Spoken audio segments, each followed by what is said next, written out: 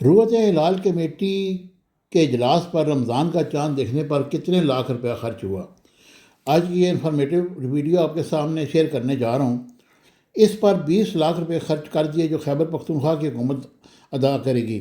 خیبر پختونخوا کی حکومت نے وزیر اعلیٰ سہیل افریدی کی صدارت میں 25 فروری کو ہونے والے کابینہ کے 48ویں اجلاس کا ایجنڈا تیار کر لیا، جس میں روت ہلال کمیٹی کے اخراجات کی منظوری بھی دی جائے گی، اور میڈیا رپورٹس کے مطابق 25 فروری کو ہونے والے اجلاس کے لیے 18 نکاتی ایجنڈا تیار کر لیا گیا ہے، جس کے مطابق رمضان المبارک کا چاند دیکھنے کے لیے مرکزی روت ہلال کمیٹی کے اجلاس پر 20 لاکھ روپے خرچ کیے گئے، اور ایجنڈے کے مطابق اجلاس میں روت ہلال کمیٹی کے اخراجات کی منظوری لی جائے گی۔ یہ اب خالی رمضان کا چاند نہیں، جتنے بھی چاند دیکھے جاتے ہیں ان پر لاکھوں روپے خرچ ہوتے ہیں،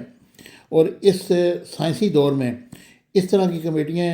تشکیل دینا، اس کی تنظیمیں نہ ہونی چاہیے۔